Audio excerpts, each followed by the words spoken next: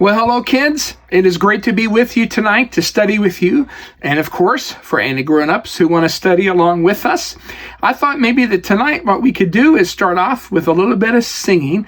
And I'm feeling like getting the old gospel chariot out and rolling it around. You ready to go with me? Here we go.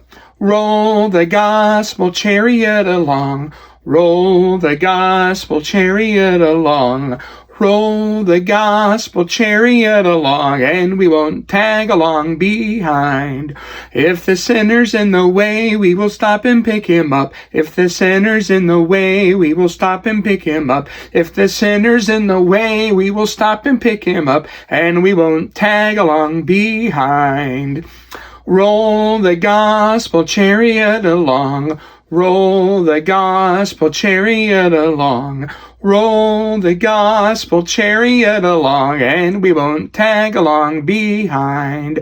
If the devil's in the way, we will roll right over him. If the devil's in the way, we will roll right over him. If the devil's in the way, we will roll right over him, and we won't tag along behind.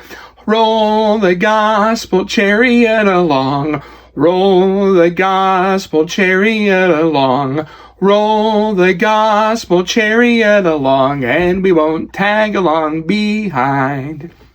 Well, the reason I wanted to sing that song before tonight's lesson is because tonight's lesson is about somebody who saw somebody in need, and he did not leave him, but he actually picked him up and carried him along, just like what we sing about in Roll the Gospel Chariot.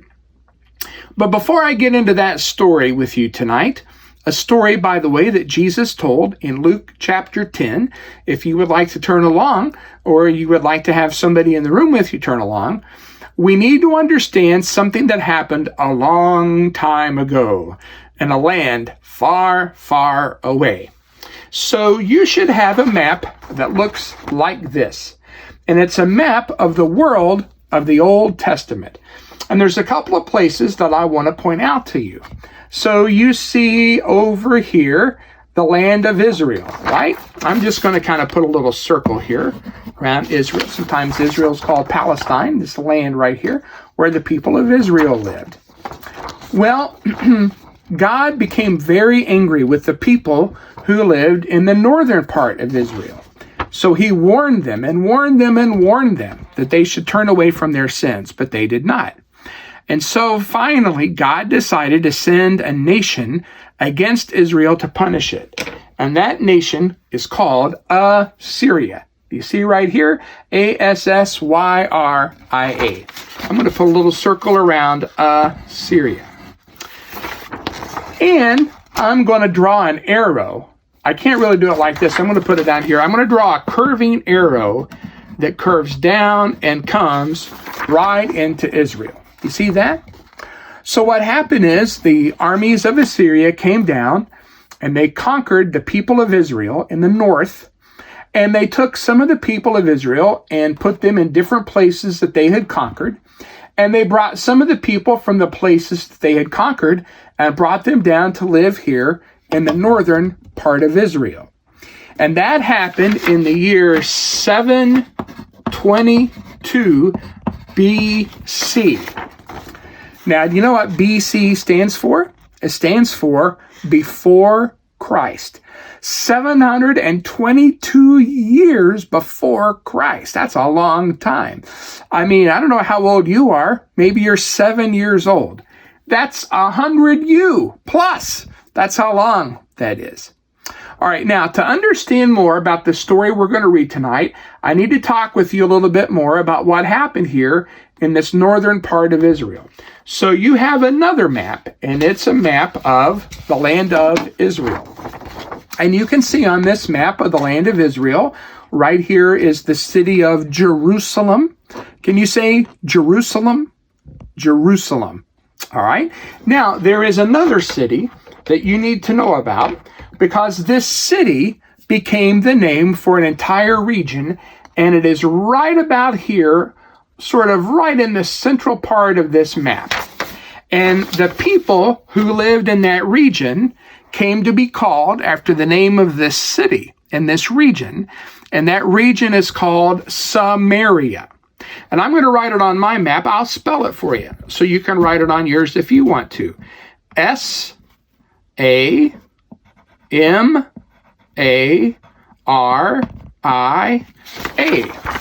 Samaria. And the people who lived there were called Samaritans. So repeat after me, okay? Sam, Air, Tans. Samar, Itans. Samaritans. That's great. Very good. Now, here's what you need to know about these people, the Samaritans. Do you remember when I told you about the people from Assyria coming down and conquering Israel and then bringing people to live there? Well, the people the Assyrians brought in, who married the people who lived here, came to be known as the Samaritans. And the Samaritans did not get along with the people of Israel, who lived below them and above them, who lived south of them and north of them. They had arguments over lots of things. They argued over how to worship God. They argued over what the Bible was and how they were supposed to understand it. The arguments became so mean and nasty, they sometimes actually fought each other and had battles with each other. And here's the thing you need to understand as we get into our story tonight. The meanness that existed between the Samaritans, the people who live in Samaria, and the people of Israel lasted right up until the time of Jesus, for over 700 years. All right, now, with that information in place, here's what happened. One day, Jesus had been teaching, and a man that our Bibles call a lawyer came up to Jesus. But now he's not a lawyer like the lawyers we may see on television, like in a commercial or a TV show. This man was a special kind of lawyer. He was an expert in the Jewish law, the books of Genesis, Exodus, Leviticus, Numbers, and Deuteronomy. And he came up to Jesus to ask him a question, not because he was trying to have a nice conversation, but because he was trying to trick Jesus, to get Jesus to give a wrong answer. And here is the question he asked Jesus. He said, "Teacher, what must I do to get life forever? What must I do to have eternal life?" Now, sometimes when somebody tries to trick you with a question, the best way to respond is with a question. And that's what Jesus did. Jesus said to him, "Well, you're the expert. You're the lawyer. You read the law. You tell me what you see in it. How does it read to you?" And the lawyer said, "Well, here's what the law says. You should love the Lord your God with all of your heart and soul and mind and strength, like your total person is to love God. And then next, you shall love your neighbor as yourself." And Jesus says, "That's right. You got it right. So if you know what the answer is, you don't need to be asking me questions. Just go do that and you will live."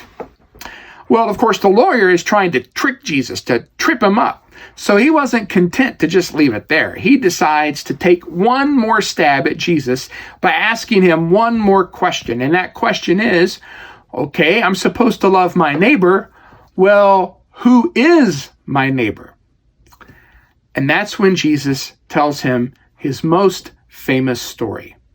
And here is the story. Jesus said there was a man taking a trip from the city of Jerusalem down to Jericho. So, can you get this map out again that shows you the land of Israel? And I'll show you right about where Jericho is. So, do you see where Jerusalem is?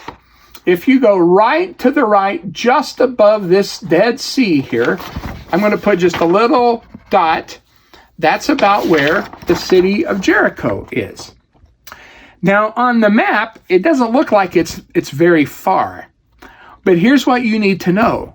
In the time of Jesus, if you traveled from Jerusalem to Jericho, you would be going downhill, and you would be going into a part of the country that had lots of hills and lots of valleys. Now, here in Florida, we don't have a lot of hills and valleys, but maybe you've been somewhere or you're from somewhere that does have a lot of hills and valleys. In the case of this road from Jerusalem to Jericho, these hills and valleys were dangerous.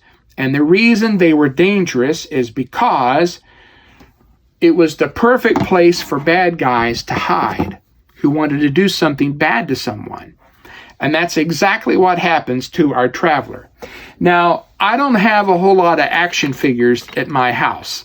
I have more than somebody my age should. So here's what I'm going to use for the man taking the trip. I know he doesn't fit, right? But you got to play around with me here a little bit, okay? So Jesus says the robbers saw this man, and they not only robbed him, they attacked him, and they beat him. They beat him up really bad. They beat him up to the point that this man is not doing very well at all. So the robbers steal from him. The robbers beat him. This man is really hurt, and he's in desperate need of help. And it looks like help is on the way, because Jesus says that coming down there was a man who was a priest. Now, you know who the priests were. These were the people who worked in the temple, in the house of God. They are supposed to be the holiest of the people because they work in the presence of God. Surely this man who is a priest will help the man who is hurt. But Jesus says that this priest saw the man and decided to walk on the other side of the road. Now, Jesus doesn't tell us why he didn't help him. If this man was hurt really bad, it may have been kind of gross. And maybe this priest didn't want to get his hands dirty or to touch somebody who was hurt really bad. Maybe he felt like he had better things to do than to help this man who was injured. But whatever the reasons are, this man who was the priest did not help him. But then somebody else came along. Jesus said a Levite came along. And you remember who the Levites were? The Levites are one of the 12 tribes of Israel. And they helped the priests in the temple. And Jesus says this Levite came. And it says that he saw the man. He went over and looked at the man and still didn't help him. Jesus says that the Levite also walked on the other side of the road. Maybe for the same reasons the priest did, maybe for different ones. We don't know. And then Jesus says, there came down the road a Samaritan. Now, he didn't have a laser blaster, but again, just play along with me. A Samaritan. Then you remember who these people are? The Samaritans are the people that when the Assyrians invaded, they brought people into Israel to live. And they lived in this region named for the city of Samaria, and they came to be called Samaritans. And they have not gotten along with the people of Israel. Do you remember for how long? For over 700 years, they haven't gotten along. And yet this is the man that Jesus says, when he saw this man, he felt sorry for him. He had compassion for him. He felt bad that this man had been beaten and robbed and was hurting so badly. And so Jesus says that he went and he tried to help this man get better. Jesus says he poured olive oil on him. I bet your mom has olive oil in the kitchen. Here's what olive oil looks like. Does it look kind of green to you? It's because it comes from olives. And of course, oil makes your skin feel soft. And if you've got a wound, it will soften the wound so it doesn't get hard and it doesn't get painful. And then Jesus says that this man also put wine on his wounds.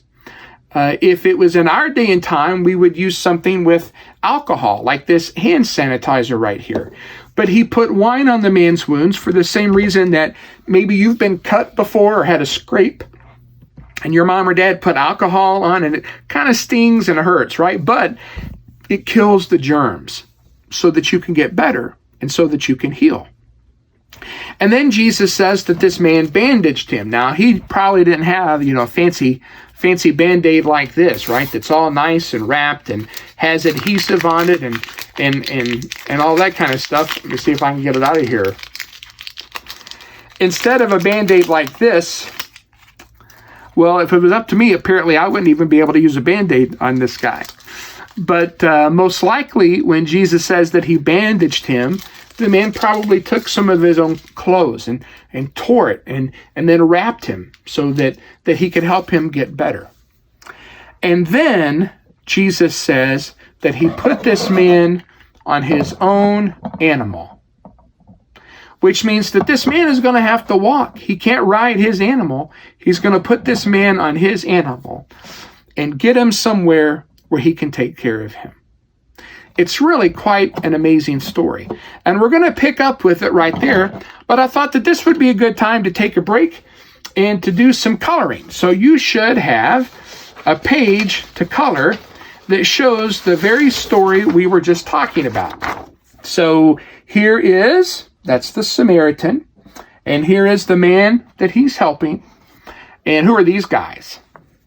That's right. That would be the priest and the Levite who walked by.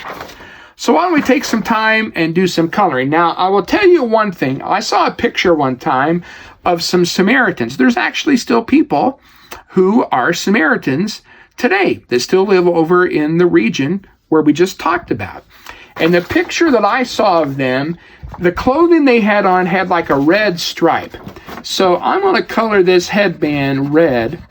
I'm not saying that this man in the story had a red headband, but I just kind of remember that, so that's what I'm going to go with. And then you just feel free to color any colors that you want to here.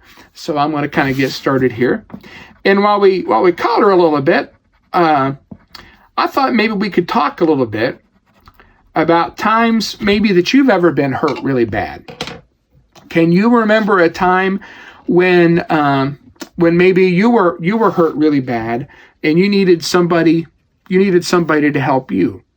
I remember a couple of times. In fact, one of my youngest memories as a kid, I think I was about maybe 3 years old. I was at my house with one of my cousins, my cousin Audra. She's a year or two older than me. And she was a lot bigger than me at the time, because believe it or not, I was really little when I was a kid. And if I remember the story right, because it has been a long time ago, she was chasing me, and I ran into something. I think maybe we had a gigantic, heater kind of thing in our house. But anyway, whatever it is that I ran into, I hit the corner of my eyebrow like that. And, there's not much skin right there. And when I hit it, I immediately caused a terrible cut. And I started bleeding. And if I remember this right, like I say, it was a long time ago. If I remember it right, I remember that my mom came home from work. And I seem to remember that she had a washcloth. And she put it over my eyes so she could stop it from bleeding. And then we had to go to the hospital. And then I had to get stitches. And someday when we're allowed to get close to each other, if you want to, I can show you the scar that I have, because I still have a scar from that. So that's one time I remember getting hurt.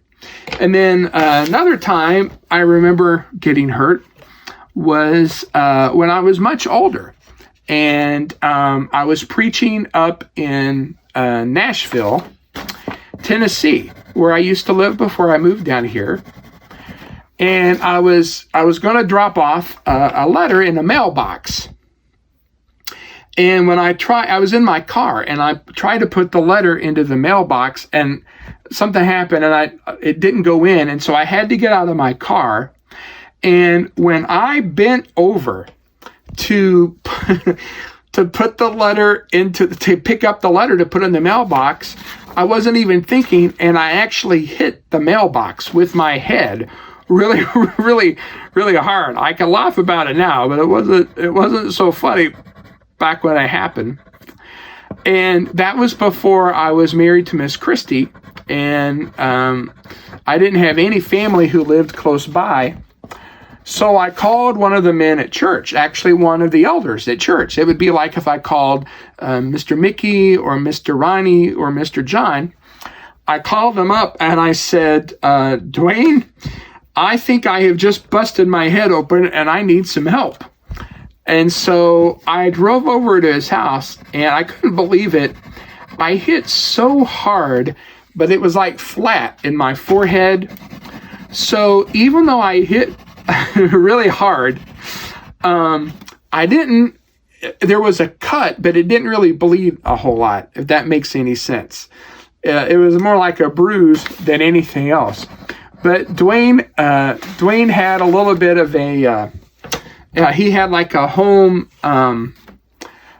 first aid kit. And so he went and he got the home first aid kit, and he used, if I remember right, he used some alcohol, and he put it on, to kind of clean it out, to make sure there was no germs would get in there to infect it. And then maybe he put something like, do your parents ever use Neosporin? Do you know what that is? I think he put some of that on, and then he put a Band-Aid on my head. So those are 2 times that I remember getting hurt where I needed some help, and somebody helped me. But here's the thing about that. In the first story, my mom helped me. And I was her boy. And so, of course, she was going to help me. And then in the second story, my friend Dwayne, who was one of my friends at church, who had known me for a long time, my friend Dwayne helped me out.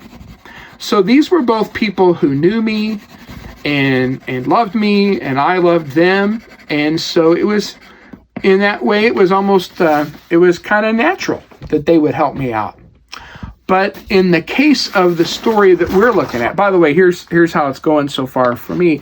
I'm not sure if I want to color those guys or not, because they weren't very good, but I'll let you make that decision. But in this story that Jesus tells, the Samaritan doesn't know the man that he's helping at all. He is a total stranger to him. And yet he was willing to help him, and to help him in a way that other people did not want to. Other people who should have helped him didn't help him. And Jesus doesn't tell us some details in this story. He doesn't tell us if the victim here that the Samaritan helps, he doesn't tell us if the victim was taller or shorter than him. He doesn't tell us if he was richer or poorer than him. He doesn't tell us if he was older or younger than him, or fatter or skinnier than him, or if his skin was darker or lighter than him. He doesn't tell us any of those things, because you know what? None of those things mattered. To the Samaritan, it didn't matter if this man was taller or shorter, or fatter or skinnier, or if this man was darker or lighter than him. All that mattered is this was somebody who needed help, and he had a chance to do it. And so he did it. And that's what's such a great lesson about this story. And it's the reason that Jesus told this story, because remember, Jesus is answering the question of the lawyer. And the question of the lawyer was, who is my neighbor? Do you remember that? Why do you think Jesus told this story about the Samaritan helping this man out to answer the question, who is my neighbor? Well, before we look at that again, I'm going to set this aside. Like last time, if you get done with your coloring project and you want to help me out, please, or you want to show me, please send it to me, and maybe you can help me out. Maybe you can help me learn how to color better, okay? Because I'm not very good. But let me tell you what else that this Samaritan did for this man. As Jesus continues telling us the story, he says that not only did this man put oil and wine on his wound, and not only did he put this man on his own animal, but Jesus says that he took him to an inn, like a hotel, a place where you would stop while you were traveling. And he took him there, and he cared for him. He doesn't know this man. We don't even know yet if this man has been able to talk. Maybe he was knocked out and he stayed knocked out the whole time. We just don't know. But he took care of him for an entire day. And then the next day, Jesus says that he went to the innkeeper and he took 2 coins. And the coins that Jesus says that he gave this man are coins that would represent a day's work. So here's 1 day's work and here's 2 days of work. It's his money. And he says to the innkeeper, I have to leave. Take care of this man. Here's the money to do it. And if it takes more money to take care of him, I will come back and I will pay you. That's pretty amazing. Now then, that's the end of the story. Jesus has one more question for the lawyer. Remember, the lawyer said, what do I do in inherit eternal life? Jesus says, you know the law. What does it say? To love God and to love your neighbor as yourself. And then the man said, well, who's my neighbor? And then Jesus told this story. And then Jesus asks the man this question. Which one of these 3 men, the priest, the Levite, or the Samaritan, do you think was a neighbor to the man who was attacked by robbers? And you know what the expert on the law said? The one who showed him mercy. And then Jesus says, then go do what he did. So what is the answer to the question, who is my neighbor? The answer to that question is, who can I help? And if there's somebody I can help, if there's somebody that I can show love to have compassion for, to do something kind for, that's my neighbor. And that's who I should help. So I'm going to ask you a question. Who is your neighbor? And you know one way to answer that question? Look around the room right now. Because maybe your mom is there, or your dad's there, or your brother is there, or your sister is there, or your grandma, or your grandpa, or your aunts, or your uncles, or your cousins. Every one of those people, Jesus says, is your neighbor. In other words, everybody in the room where you are right now is somebody that you can love, somebody you can help, somebody you can do kind things for, somebody that you can do good for. And so here is our memory verse of the week. Are you ready? Here is the memory verse. I can't wait to hear it from you the next time we're together. The memory verse is, love your neighbor as yourself. Love your neighbor as yourself. And what that means is you love those that you come into contact with that you can help. Right now, because we're kind of stuck at home a lot, that happens to be the people that you live with. But as we're allowed to get out more and do things more with more people, who knows who you may come into contact with that you can have an opportunity to do nice things for. And it's not going to make any difference if they're taller than you or shorter than you, bigger than you or smaller than you, darker than you or lighter than you, speak the same language as you. Doesn't make any difference. Richer or poorer than you, that doesn't make a difference. Here's what makes the difference. Love. Love like Jesus wants us to have. Love that seeks to do good to everybody that we have an opportunity to do good for. And that's the story of the Good Samaritan. And that's our Bible class for tonight. It's great to be with you all. And I can't wait for us to study together again. In the meantime, as Jesus says to the lawyer at the end of this story, go and do what he did. Go and do what he did. We'll see you.